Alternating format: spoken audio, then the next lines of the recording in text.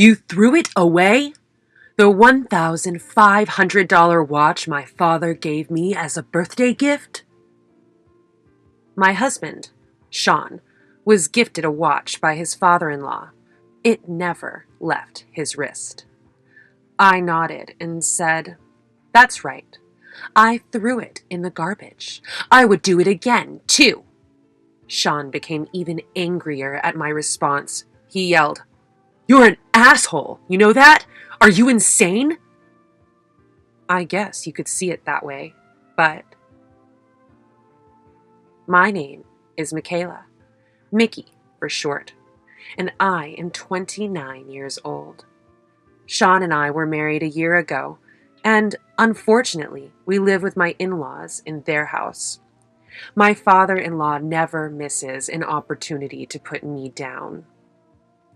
"You're not even good at making tea," he loves to tout. Every day is a living hell. I would pray that I would wake up from this horrible dream. My husband and I went to the same high school, and we re-met at our reunion. He confessed that he had always loved me, and we began dating before getting married a year ago. I was so happy. I loved Sean, and I was so excited about our life together. As long as he was by my side, I would always be taken care of, and I thought that I would be a part of a beautiful family. But now I realize that these thoughts were very, very naive. After we got married, I moved in with my husband and my in-laws. I discovered that my father-in-law was a very troubled man. He was very old-fashioned, a misogynistic man, the type of man who would never dream of making his own tea. And according to Sean, he told Sean's mother that it was wrong for a woman to disobey a man. Once, he threw a plate at her for going against him. I was surprised when I heard this. I couldn't believe it, but it was true. In fact, I started to notice that my father-in-law was quite the xenophobe. He was very critical of me, an immigrant from abroad. I was working as an interpreter, speaking both English and Japanese. Maybe it wasn't because I was a foreigner. Perhaps it was because he didn't think very highly of me in the first place. In any case, he blamed me for everything and spoke ill of me. I love being an interpreter. It's a job where I feel my skills are most useful. Although there were assignments where I had to be on the field, most of my work was done at home for interpreting meetings and things like that. It's a job where I feel my skills are very useful. I was very good at my job, and I did not appreciate that my father-in-law would always insult my work. When he would go on, I would think to myself, "What's wrong with you? Hating someone just for speaking English? Just because they're a foreigner?" I don't prefer foreign countries. I hate English. I don't want to hear a word of English, and yet my son marries an English-speaking immigrant and brings her home to me. I often hear him muttering under his breath, "I can't stand foreigners." When I overhear him, I just want to cover my ears. He thinks that because I'm from a foreign country, I won't be good at tea ceremony or cooking a proper meal. But I've lived in Japan and I love Japanese culture. I've even taken care to learn Japanese manners. I looked at my father-in-law and said, "Even though I'm from another place, I've lived in Japan and I love Japan. Your behavior is embarrassing." Embarrassed? Who is embarrassed? I thought, you should be embarrassed for saying those heartless words to me just because I'm from another country. But even though I was annoyed by my father-in-law's words, I kept my mouth shut. I thought that even though he said such horrible things, he was Sean's father and I should just put up with it. At first I thought, Just because he hates me now doesn't mean he won't learn to like me over time, even though he can't even look at me without a scowl on his face or even try to get to know me because of his prejudice. His words were so sarcastic and hurtful to me every day. I'm going to teach you to be Japanese the right way. He gives me jobs to do around the house. There was cleaning, like laundry, but I also had to rub his shoulders. It made me very sad to think that my father-in-law manipulated us to move in with them because he secretly wanted to make me miserable. At least, that's what it seemed like. I knew that I would never be able to understand him. Although my mother-in-law apologizes for him, she knows she can't say anything to him. I feel sorry for her, and I hated him for thinking he could control other people and make them suffer. I hated my father-in-law for being like this. There were times when I wanted to tell Sean the truth about his parents, but he was very busy with work and he was traveling a lot. I couldn't talk to him about it because I didn't want to worry him. Hey, it's time to make lunch. Hurry up. Since I work from home, I was often at home all day. My job doesn't just let me take breaks whenever I want. The meetings I interpret can go on forever, and it's hard to take a break at a certain time. I wanted to have a late lunch alone. That was my favorite. But my father-in-law had other ideas. Hurry up. He didn't care that I hadn't finished work yet. My father-in-law kept calling for me to hurry up. I have to work, so I want to eat lunch on my own time, I tried to explain to my father-in-law one time. This English-speaking job is not good for you. Don't you know it's customary to follow your in-laws' wishes? This is common sense. This is why immigrants are so annoying. They don't know such things, he said coldly. My father-in-law's words were so unreasonable, and it tortured me. He wanted me to cook lunch right then and enjoyed making things difficult for me. The most stressful thing for me was that he made it impossible for me to concentrate on my work. After that, my father-in-law's behavior toward me escalated further. He ordered me to clean the room every morning and made unreasonable rules, such as not getting up from my seat for lunch until everyone had finished eating. They would also come into my room and interrupt me when I was working. I don't want to hear English, I was once yelled at in front of my room. It was hard for me. Why do I have to go to this extreme? I had reached the end of my patience with my father-in-law's words and actions when they interfered with my work.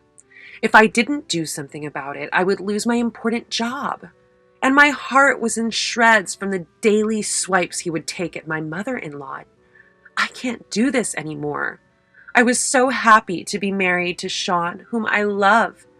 I thought that if I could stay by Sean's side, I would be fine even if things got bad. But, like I said, I was naive. I can't be with my father-in-law like this anymore. I am not happy at all.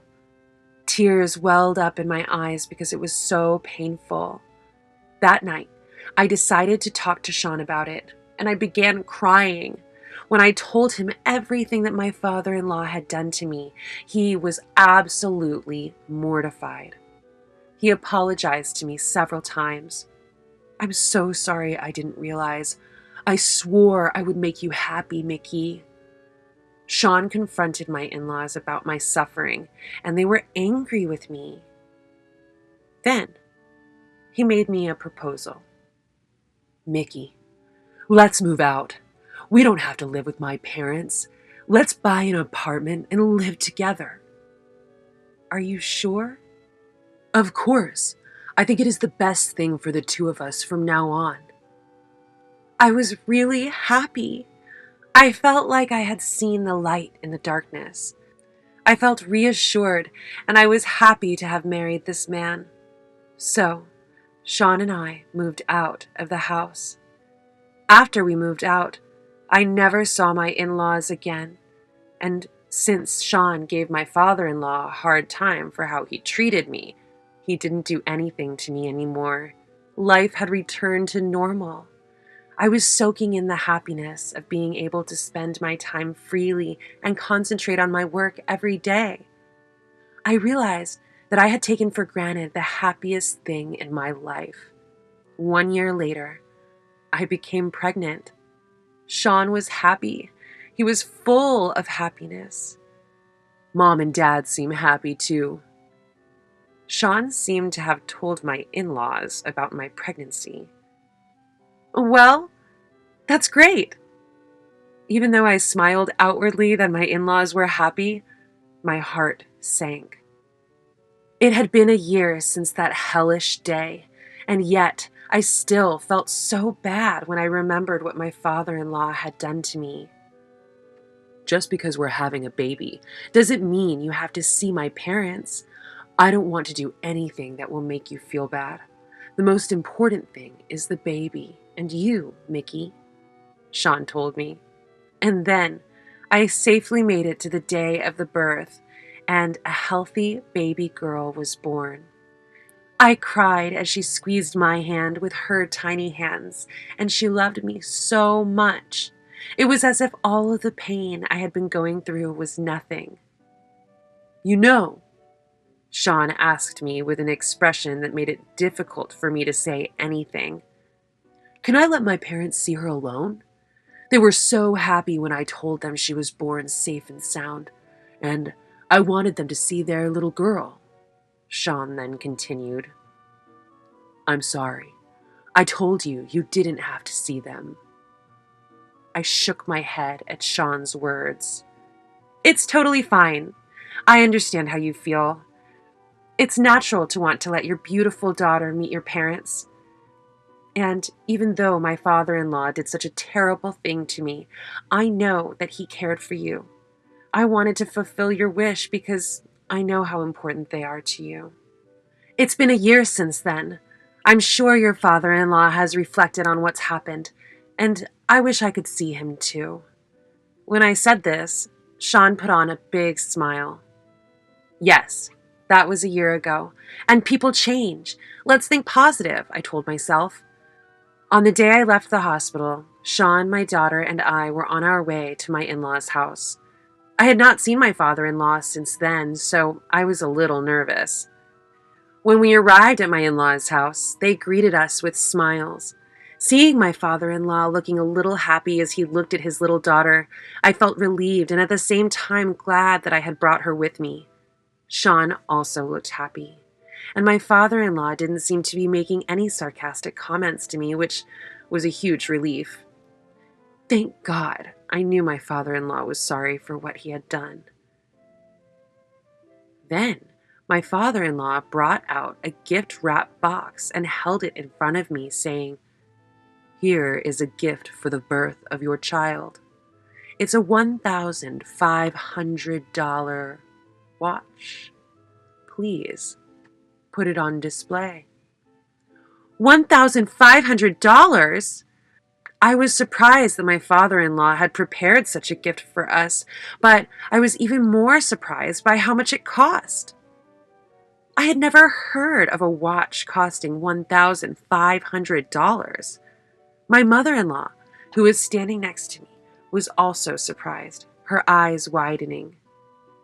Don't be surprised.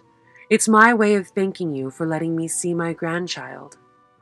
Father-in-law, I was very surprised, but I was genuinely happy that my father-in-law had given me a gift. Maybe my father-in-law and I were finally starting to understand each other. My heart was filled with joy at the thought of my father-in-law's approval. After returning home, Sean and I immediately opened the gift celebrating our new baby from my father-in-law. Huh? We were surprised to see the watch. We were so surprised to see the watch because it looked like an ordinary wristwatch. We were a little surprised because we had imagined that a $1,500 watch would look much more flashy. We wondered why this watch cost this much. But since it was a baby gift from my father-in-law, we thought nothing more of it and decided to put it on the shelf in the living room. The phone rang. It's from my father-in-law again. Ever since we received that watch, he's been calling us a lot. For a little while, they were about things like wanting to hear about his grandchildren, but then, just like a year ago, he began to speak disparaging and accusing words about me. Even when I got fed up and ignored his calls, he would call again and again. I thought he might be getting suspicious of me. It was exactly at this time a year ago that I was disappointed that he had not changed, and saddened to think that he did not really like me. My father-in-law is such a relentless caller. Sometimes he would barge into my house if I did not answer the phone, so I had no choice but to pick up. The phone rang several times every day, and when I answered the phone, he would say all kinds of hurtful things. I was exhausted from childcare and work and even my father-in-law, and I was exhausted both physically and mentally. I was in pain, I was in agony, and I even cried. How can I get away from my father-in-law now? I thought I escaped him by moving out of the house, but now that I've left, he still torments me like this. Eventually, my father-in-law started pointing things out to me. Do immigrants only clean once a week? You only had Japanese food for 2 days this week. This is why foreigners are no good. These were the points he made about my behavior. Strangely enough, he was also right. How did he know that? I asked Sean if he was telling him, but he said he didn't know. I was a little scared at the time, but I thought it must be a coincidence. But then he continued to point out my behavior several times, and I felt that it was indeed strange, because everything my father-in-law said was true, and the points he was making were getting more and more specific day by day. I was scared. I felt like I was going crazy. You would have to be there to see this kind of thing. I felt goosebumps all over my body at that moment. Yes, you would have to see it to believe it. I tried to recall what had just happened with my father-in-law. No way, I realized. I was in an uproar when I realized what had happened, and I couldn't stop my body from shaking with fear. I couldn't stop shaking with fear because it was something I couldn't even imagine. Then I looked at my child who was sleeping slowly and thought, I had to protect her. I made a decision to do something, even though I felt my body trembling. Mickey? That night, Sean came home from work with the watch in his hand. He looked angry. You threw it away? The $1,500 watch my father gave me as our daughter's birthday present? Yes, the watch in Sean's hand had been given to us by his father-in-law at the birth of our daughter. I nodded and said, That's right. I threw it in the garbage, and I would do it again, too. Sean became even angrier at my response. You're an asshole, you know that? Are you insane? I guess you could see it that way, but I'm not the problem here. Let me show you. Why don't you push this button? I pointed to the black dot on the clock in Sean's hand. The clock that my father-in-law had given me had a little black button on it. Sean angrily did as I said. His complexion changed. What is this? Was the button a reset button? I wondered. We had never looked at it closely before. It's not a button? No, it's not a button. Take a closer look. Sean observed the small black spot just as I had said, and the look on his face became more and more blue. Camera. Sean was absolutely lost in thought. Yes, there was a hidden camera attached to the watch.